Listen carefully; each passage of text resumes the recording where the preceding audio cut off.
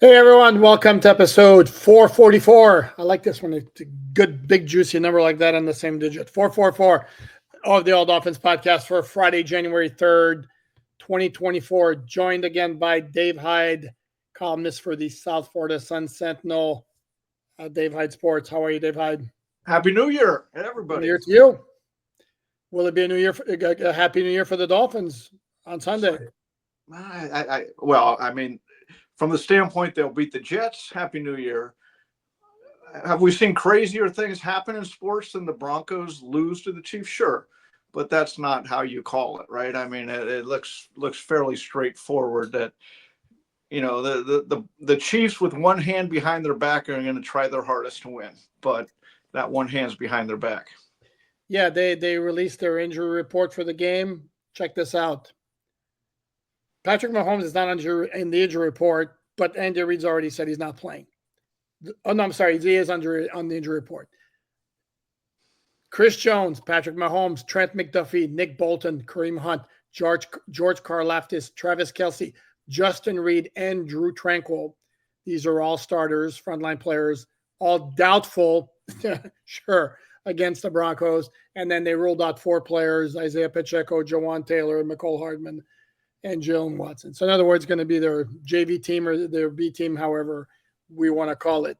However, have no fear, Carson Wentz can produce a big game. And as I wrote today on Miami Dolphins on SI.com, once upon a time, Matt Flynn of the Green Bay Packers in one of those situations passed for like 480 yards and 6 touchdowns.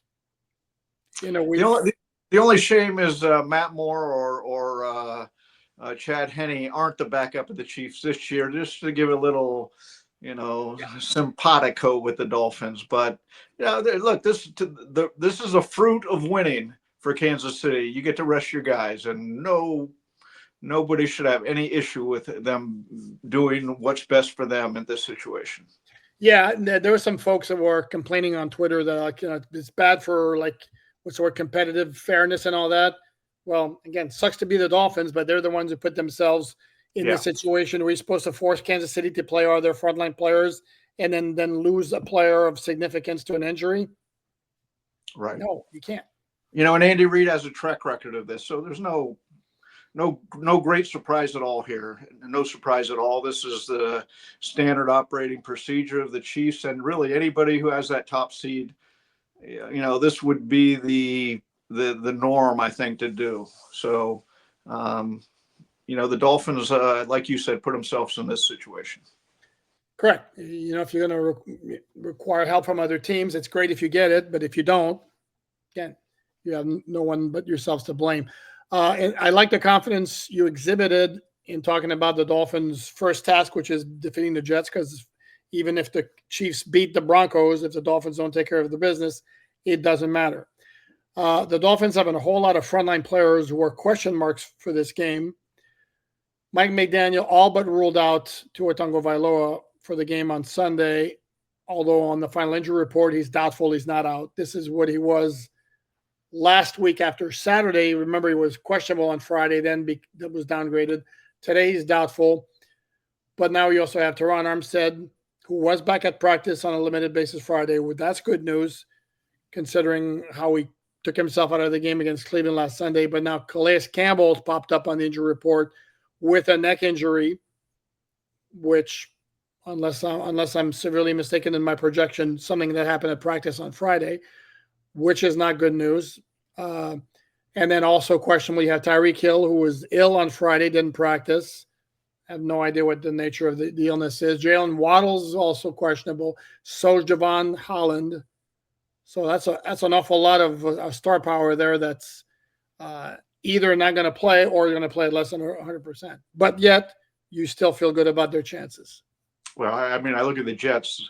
I don't know what they have to play for. And if the Dolphins can just play a good first quarter, they should knock the Jets out of any hope or desire to finish that game. So we'll see. But again, we've seen this before and we've seen the Jets with nothing to play for.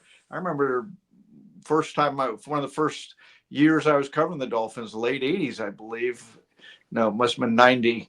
They knocked the Dolphins out, I believe, on the last game of the season. I remember standing outside the locker room, and my job was to talk to Tim Robbie, then the Dolphin owner, as he came out about the season and the disappointment. And so, I mean, it's gone both ways for the Dolphins and the Jets in these type of games. But again, if I'm picking the team that has something to play for.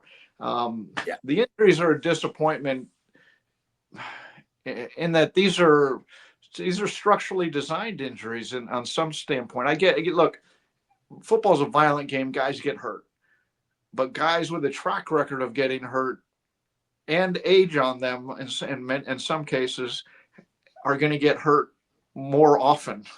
And so when you bring a Teron Armstead on, it's no great surprise that this is what they signed on for 4 years ago, and every year it was, is he going to make it through the season? And really, every game, is he going to make it through the game? Yeah. And then you got Tua. He's going to play 11 games this year, and he navigated last year every game. That's the only season of his career he's navigated. So I would guess he's going to average about 12 and a half games in his career so far. So maybe that's what to expect. And that's what you signed on for out of Alabama. He had a serious injury. He had several injuries out of there, including a serious one he drafted. So, this is the architecture of the team. Yeah. Let me bring it back to the question you asked early on, is what do the Jets have to play for? Well, Aaron Rodgers is at 499 career touchdown passes. He's going to want 500. But he's going to pull a Cam Ward and he throws number 500 and goes, okay, I'm good. See you. The other part of the equation with Aaron Rodgers is, could this possibly his last game in the NFL? Because chances are the Jets are going to say, see ya, and who's picking him up because he's not anywhere near the quarterback he once was. And how can I put this delicately? He's not exactly somebody who gels and meshes very smoothly into a locker room once he arrives. So I don't know that necessarily teams are going to be lining up to sign him. Yeah, I would take Aaron Rodgers in bringing in a competition and for the right contract, but that's not what he's going to go for, I'm sure. He would not want to be in a competition. He's not going to take a huge pay cut, I wouldn't think. And how about this? Dolphins sign him up to be backup. I'm kidding. It's not going to happen. Dolphins wouldn't do that. I'd love it from the theater standpoint, but oh yes, I'm sure Aaron Rodgers. Like if Tua had a bad game against a quality opponent, I'm sure Aaron Rodgers would have nothing to say about it on his weekly appearance on the Pat McAfee show. No. You are striking on what's going to be number one issue of the offseason, of course, and that is what do they do at quarterback? And they signed Tua to this deal. $50 million a year. The market is the market. Remember that quote? Which my point was, why is that the market? I really didn't understand. And I don't know where they go with this, because they do they go Atlanta's route and draft another guy, first round pick if they can find one they like, and because they're fearful of Tua's injury history and his ceiling. Or do they, I would think, because this is the same regime, I assume is coming back the way Steve Ross acted at the last home game, that they sign either a Tyler Huntley or a veteran backup and run it back again. And do we expect anything different? That's the question. Or should we? No, and I like that you mentioned the ceiling issue, because to me the issue with the contract extension was twofold. Is number one, the injury history was very obvious, and then number two, what is the ceiling? And it's not just, well, why are you pitting everything on the quarterback? Well, because you're the guy you're going to give $50 million to. That's why.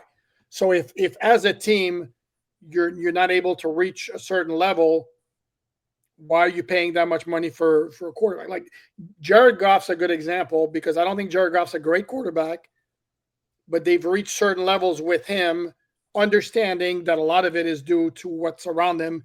because that offensive line's a joke, and I mean that in a good way. And then they have, playmakers all over the place on offense. The Dolphins have never reached that level. They've never won a playoff game since, what is it? Oh, I don't know. Let me look it up because we haven't said it 75,000. December 30th, 2000. So that's the point. Let me get to Tua here because he spoke to the media on Friday, practiced again, limited the whole week. During the portion of the practice open to the media, it's a very, very few passes he throws, not with a ton on it. And when they're like throwing to receivers, it's Skylar Thompson and it's Tyler Huntley. So basically the gist of what he said, and I wrote about this on Miami Dolphins on SI.com. He's very frustrated. This is the doctors who are telling him you can't play. Him and Mike McDaniel remain kind of mysterious, nebulous about exactly what the nature of the injury is. They're kind of suggesting it's not related to what happened in Alabama when he had to have like reconstructive surgery there. And then Tua then said basically, if the Dolphins do make the playoffs with a win in Denver loss, he absolutely positively is playing in the first round playoff game at Buffalo, which got us in the media asking, why can he say that with such certainty when they're not letting him play in what is a must-win game this Sunday? And a must-win game the previous week. So I don't know. Look, sometimes we're left in the dark, and this is where you make stabs and are wrong and all that. So look, it's all laid out for everybody. Make of it what you will. The fact that they're not saying what the injury is, and Tua even said something to the, we're addressing it in these terms, or these nebulous terms. We're not really giving you what the information is. And look, the bottom line, I feel bad for him, in that I feel bad for anybody who gets hurt, and especially him. The spotlight's on him again this year, and here he has the concussions again, and now he's the hip injury again. And it's not his fault he's getting injured, or it wasn't his fault the team gave him $50-something million a year.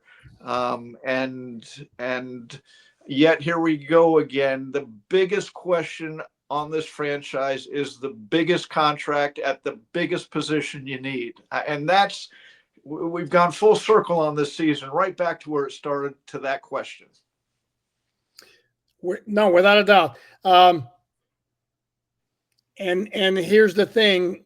One difference between Tua 2023 and Tua 2024, and I'm going to say it, perhaps it was related to the desire to secure that contract, is in 2023, Tua being reckless in the open field. That didn't happen. He was either throwing the ball away or that dude was getting down, sliding in front of defenders when there were extra yards to be gained, even erring on the side of caution, which was smart. I didn't have an issue with that. This year, he got reckless a couple of times when the competitive juices are flowing and he's making bad decisions. Taking on Damar Hamlin, didn't need to do that. I get that it was fourth down and all that, but he could have secured. There was a way to dive forward without diving directly into Damar Hamlin. Against Houston, you look at the play. Hold on. I see you shaking your head like this. By all means, keep that thought. Against Houston, it's the same kind of thing. Play breaks down, and if you look at the overhead replay, he's got Jonnu Smith in the flat where he easily can get it to him. Chances are he's not going to get a first down anyway. He scrambles, takes a shot to the side right on the hip from Mario Edwards Jr. Didn't matter anyway. There was a holding penalty on offense. He was a yard short of the first down. They had to go back anyway. And this was after the fact, remind you, this is after he took on the Rams defender who picked him off, where a couple of weeks later he said, I have to be smarter than that. Well, he wasn't smarter than that, because you get in the flow of the game and all of a sudden the juices get flowing and you forget, I can't be doing this.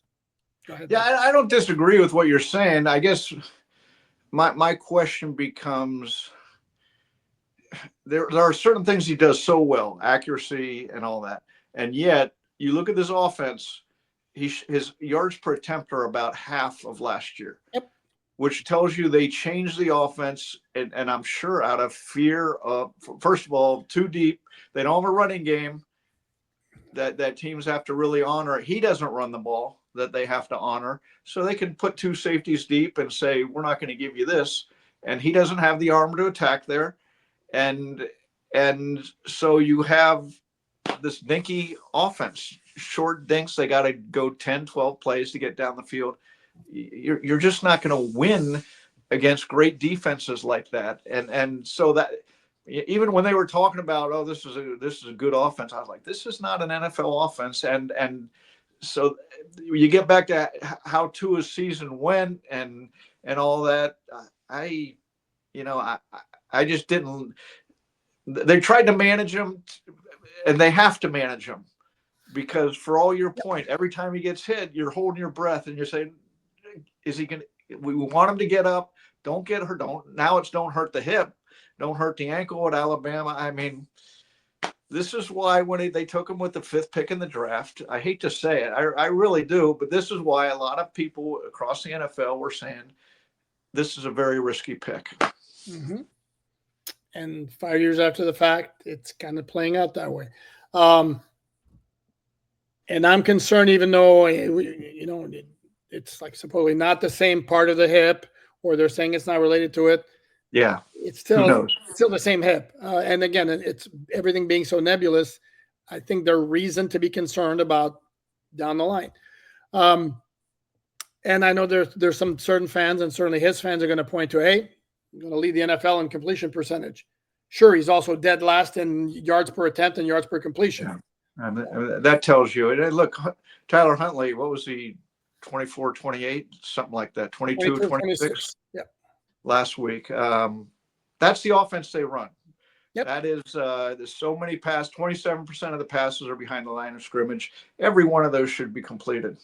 And so, again, Mike McDaniel, and I don't think this is the offense Mike wants to run. It's the offense he thinks I have to run with this team. We don't have a running game. We got a quarterback who has to get rid of the ball quickly. Our offensive line, isn't great, especially when they lose some tackles, which, this was a disappointing year, and it's disappointing. Here we are talking about the same story to me of not just Tua, how good is he? Can he stay healthy?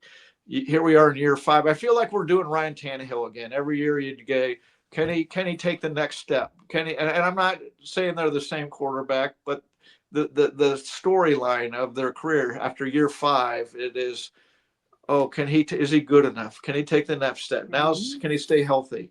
But the bottom line is they've invested in Tua, and unless they're the same people who wrote the big check and pushed for the big check say, oops, we made a mistake, he's your starting quarterback next year for sure. Yep. No,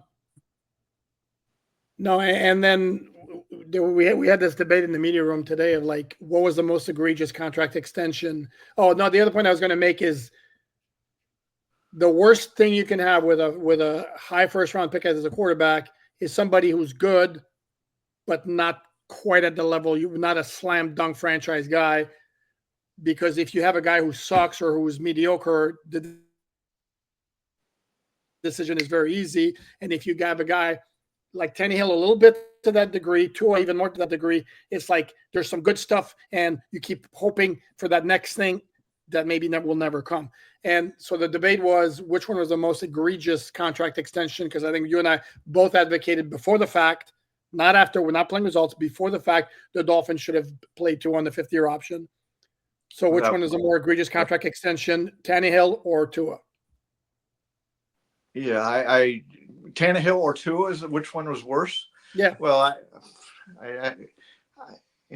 I can't remember what was the Tannehill contract even. I got to admit, I'd have to go back and look. No, he got a contract extension after 4 years of being a solid but nothing more quarterback. He didn't go to the top. It wasn't the market as the market, but I guess the only difference here would be the percentage of the salary cap, and I'd have to look at what Tannehill. But it's the same concept. It's the same concept. To me, I had the line about Tannehill, and I have to apply it to Tua now. He's good enough if everybody around him is good enough. Then I'm not saying you're going to look Tannehill when everything was perfect at Tennessee. the year after he left the Dolphins, they went to the AFC Championship game. Yep. And that's sort of the same concept with Tua, I guess, that you got to develop a running, you got to develop an offensive line, you got to get some difference to me in the receivers. You can't have this all speed burner team. So, and they got Johnny Smith that obviously helped this year. But I don't know. The question to me, always gets back to, okay, are you going to do in Atlanta? And I think you have to do in Atlanta. I mean, you got to say, if we can draft somebody, we're gonna invest, and we're gonna go that way, because we're not sure we got the guy who can lift this team or stay healthy enough to be around. Let's go through every December with him. Every December he's been either hurt or you're sitting in there questioning him against good teams. Every one.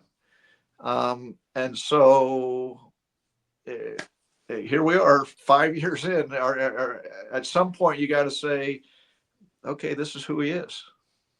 Yeah, and he's become a good quarterback. And a long time ago, when I was a guest on another podcast, a regular guest on another podcast, which shall remain nameless, but if you follow me long enough, you know what I'm talking about.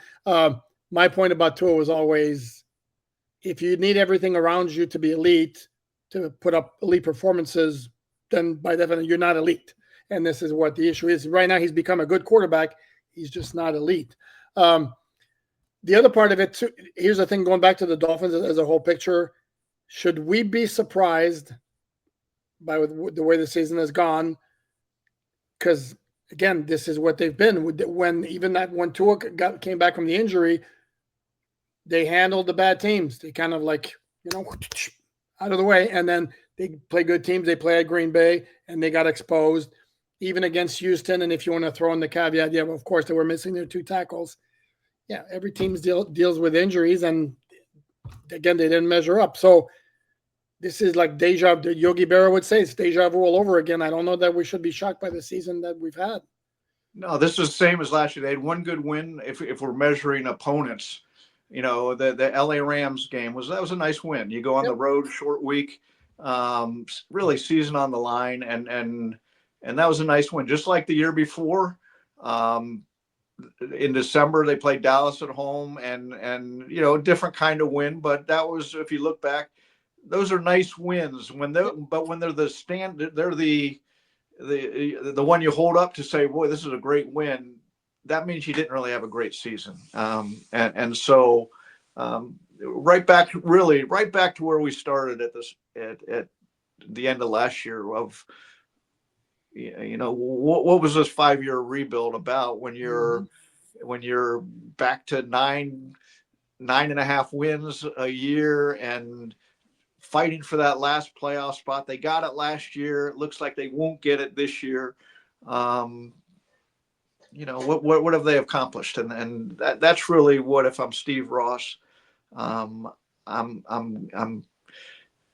looking around and saying, what was this all about? Because we're right back to where we've been. We were fun and relevant in 2022, 2023. Could that be it? Are we saying the same thing, by the way, if they beat the Jets, they get the help they need from Kansas City, and then somehow pull off an upset win at Buffalo? Or are we looking at the season differently? No, I mean, if they go to Buffalo in the playoffs and pull off a win there, that's something you hold up and say, this is a great win, right?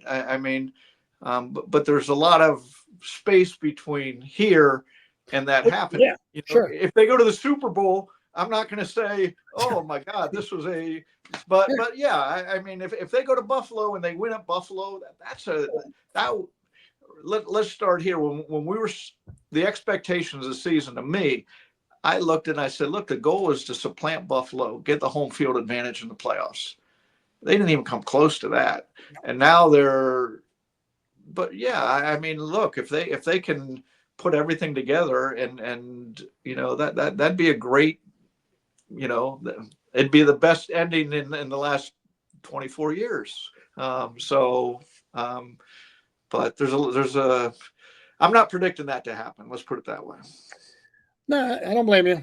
Because it's tough. I think the betting line was up to 10 last time I checked with the KC Denver game. Because on top of everything else, it's at Denver, not at KC. And then you can look back at that game they played earlier in the season at Arrowhead Stadium, whatever the official name is. Sorry, I don't know what it is off the top of my head. Broncos should have won that game. It came down to like them getting a field goal block at the end of the game. If Tyler Huntley has the same kind of performance against the Jets he had against the Browns, what's your comfort level if the Dolphins decide right then and there, that's our backup for 2025? I mean, I say, what are my options going in the offseason? But yeah, I would think that would give him an inside track. Okay, yet the Browns are a good defense for all the other problems around them, and I'm sure if they were in contention and all that, their defense would be better. But still a good defense. Same with the Jets. Look, everybody was awarding the Jets this great defense before the season, and last year too. They're a very inconsistent defense. They can be good, and they can be just lousy. And so I don't know, but you look, one thing Huntley does. Huntley had more yards rushing last game than Tua's had his whole season, and so we know that's not Tua's game. That is Huntley's game. So it's a different component now. But yeah, if he has a good game, again, you look at the options, you look at the possibilities out there, but there'd be reason to bring him back then. Okay, my position, as I told Perk yesterday, was definitely bring Huntley back if he has another good game like this. Throw him in the mix, but don't necessarily hand him the number 2 job. Bring somebody else as competition. Better than what you had this year. By the way, speaking of which, Mike White has signed a 1-year contract with the Buffalo Bills that include an extension through 2025. So obviously they like what they saw of him on the practice squad this year. Well, enough, dude. I mean, I love that. I love Mike White. He came out down here, $4 million a year. He's making a lot of money, and God bless him, making a lot of money without having to really go on the field. He's having to prove it on the practice field. Obviously, they're seeing something, but God bless him. I am still curious. We'll never know. I'm playing the what if game, obviously, here, because all along at the time I said, and this is, you can go back to the old podcast if you don't believe me, if you think I'm playing results here, I thought Mike White should have been kept, even though, yes, Skyler may have played a bit better than him over the summer in practices and in the preseason, because I had a little bit more of a comfort level if it got to a game situation. And I wonder whether things would have played out differently at all with Mike White, who had some good games for a team as bad as the New York Jets when he was there a couple of years back, how things would have played out. Let me round out this injury report here before we close shop. Anthony Walker's been ruled out with any injury. Tua is listed as doubtful, as indicated. Dolphins have 6 players listed as questionable. Teron Armstead, Calais Campbell, as we mentioned earlier, Tyreek Hill with the illness, Jalen Waddle with the knee. D. Eskridge popped up on the injury report Friday with a finger injury, so that's 3 wide receivers who are questionable. They should bring up Isaiah McKenzie from the practice squad on Saturday would be my suggestion there. And then Javon Holland is dealing with a wrist injury. And Javon Holland, of course, who is in a contract year and is a pending free agent, represented by the same agency, that represents Christian Wilkins. So I think your gesture of bye-bye, Javon, is not completely unfair. The Jets ruled out Sauce Gardner, hamstring injury. Lecky Fotu, doubtful with an injury. 4 guys questionable, including Quinnen Williams and Morgan Moses, neither of whom practiced at all during the week. So we'll see what kind of team they're going to field. Why would they want to field a team? This gets back to the New York Giants winning. And look, I think tanking is the dumbest thing going into a season. What the Dolphins, you go back to me, I said, if you have to tank to build a team, you're not smart enough to build one. And look what's happened. But you get down to the last 2 or 3 games of a year, certainly the last one, when it costs the Giants the number 1 pick, to run the draft how they wanted to get the pick. It makes no sense. The Jets, I think, are picking 7th right now. Yeah. So, but what's the benefit? They're playing, other than they're playing at home to ticket paying fans. I get it, and I get the players. Look, I know the players aren't going to tank. The coaches aren't tanking. The owner can say, play the 3rd string quarterback. We need to see him. Yep. Josh Rosen, right? Yes. 2019. No, and it was funny because the Dolphins essentially were tanking for Tua. They wound up being with the number 5 pick, and then Joe Burrow became the clear top choice.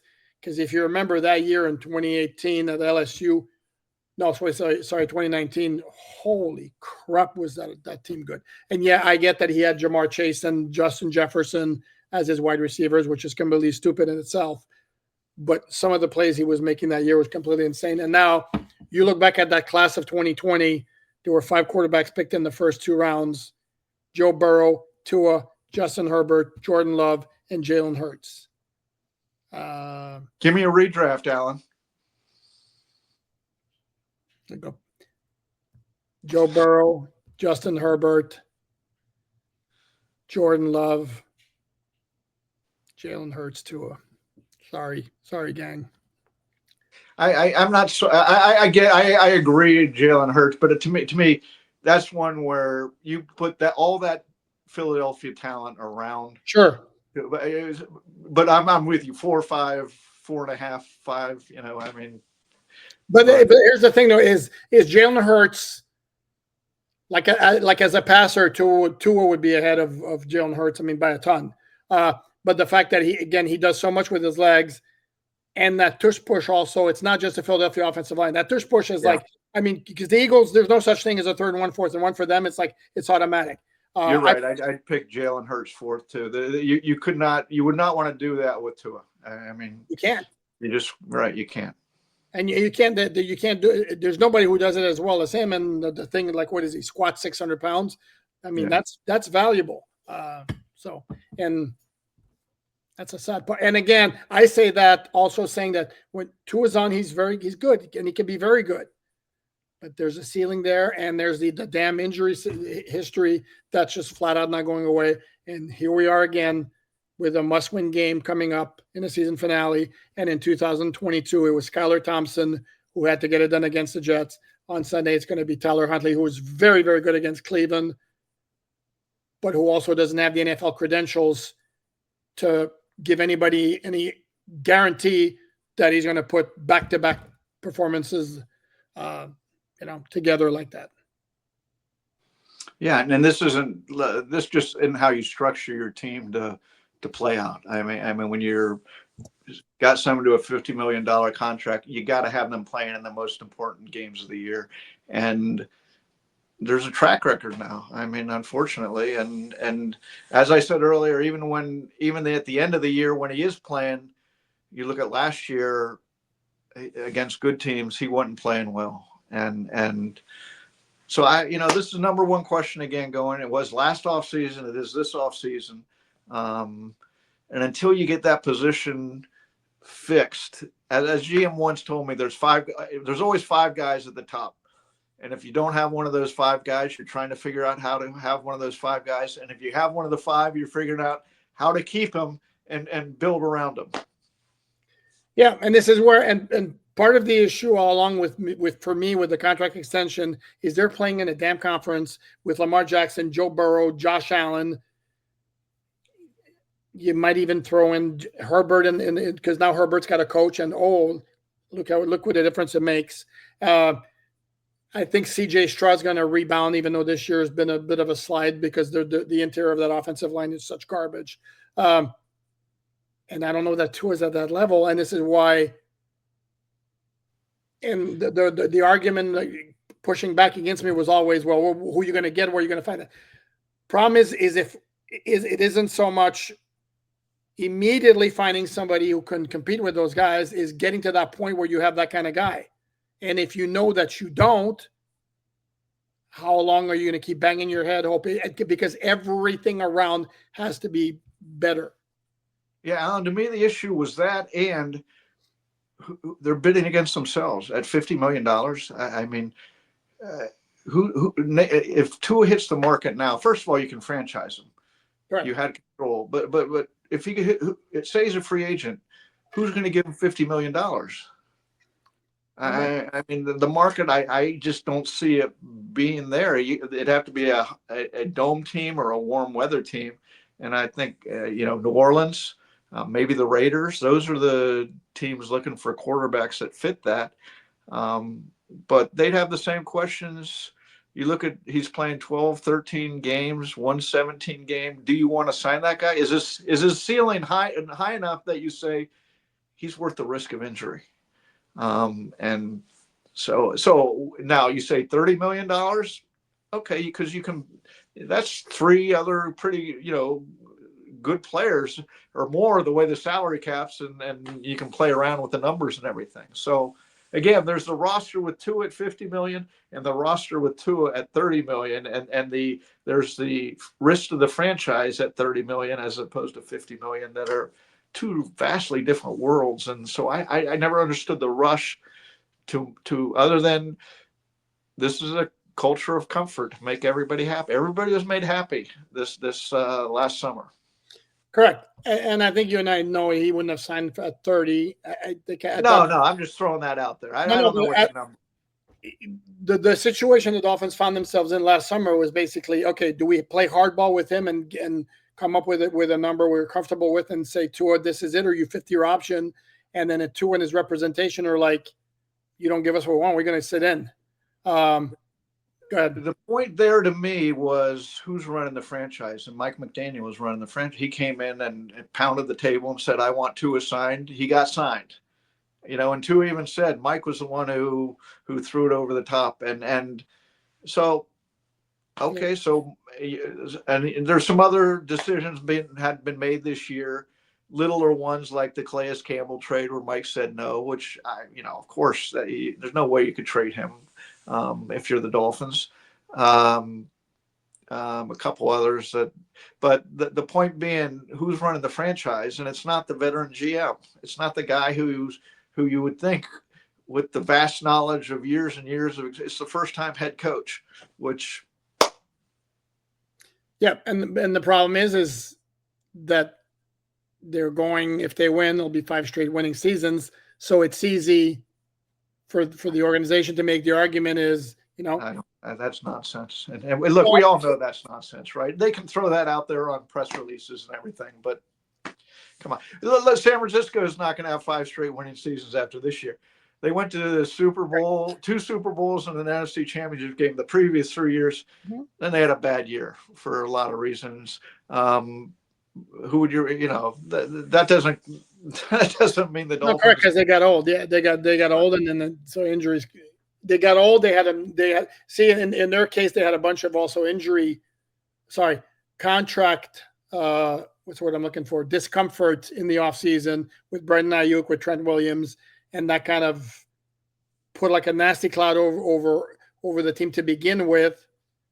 And then on top, then the bad luck ensued with all the injuries and all that. I'm not saying, Dave, I'm not saying that it's right, but what I'm saying is it's easy for an organization to get comfortable with winning season after winning season, even though they're not necessarily much closer to Super Bowl contention than they ever were. Look, I cover all the teams. I'm around Pat Riley when they go to the Eastern Conference Finals and miss the finals on Jimmy Butler's 3-pointer a few years ago, and everybody is like, "That was a good year," and he goes, "Look, I'm not buying into the warm fuzzies here. I'm after titles." Right. I'm around the Panthers. The Panthers for years were awful. They were the worst run franchise maybe in sports. And then they get Bill Zito running things, and they make the playoffs they win a playoff series for the first time in a quarter century, and it's not good enough. He says, "We cannot win the Stanley Cup playing this way." And everybody's like, "Wait, you won a playoff series. This should be great." No, it was cute and fancy. Bring in Paul Maurice, new system, very physical, different system, better for playoff hockey. They go to the Stanley Cup Finals one year, win it last year. So I'm not buying this. 9-8 winning season, gee, rah rah, and I can already hear it. at today's press conference when Mike McDaniel was asked about the Rams game, Mm-hmm. and this is going to be the narrative of the offseason. And I'm like, again, where's the bar on this franchise? What happened to the standard of excellence that I was used to? Jimmy Johnson he went three playoffs 3 times in 4 years, won 2 playoff games, and he went out saying we didn't do what we wanted. Don Shula, anytime they didn't go to the Super Bowl, said this isn't what we want. And now all of a sudden it's, winning season. Yeah, that's great. It's a different era, Dave. You and I are dinosaurs. We're old. I get it. I get it. But look, it starts with the standard. What is the standard for you're going to put up with? I agree. So we're in agreement. Dolphins win. Kansas City beats Denver, and the Dolphins upset the Bills in Buffalo. We're in agreement, right? That's what's going to. And everybody's happy at 9-8. But they won a playoff game. So okay, we'll see if that materializes exactly how it's been laid out. Chen, it's possible it's not going to happen like that. Hopefully, it'd be nice. I mean, playoff games are fun to cover, and it'd be great. I mean, it'd be a great story if they would make the playoffs, then go up to Buffalo and somehow beat the Bills. That's what you root for a team for, and that's where you follow a team for storylines like that. But there's a lot of distance to cover before we get there. Sure, but again, that's why they play the games. On that note, we're going to wrap it up here. Thanks as always to Dave Hyde, South Florida Sun Sentinel. Read his fine work at sunsentinel.com. You see the Twitter handle, or you don't if you're listening on the audio podcast at Dave Hyde Sports. Please like, subscribe, and all that good stuff. Not planning on doing a podcast on Saturday. If there is, you'll get your notification. If you subscribe as you should, thank you very much. Catch my work on MiamiDolphins.com. Definitely will have a live post-game show on Sunday after the game against the Jets. Hopefully we'll be talking about the playoff matchup against the Bills. Thanks, everyone. Have a great rest of the evening.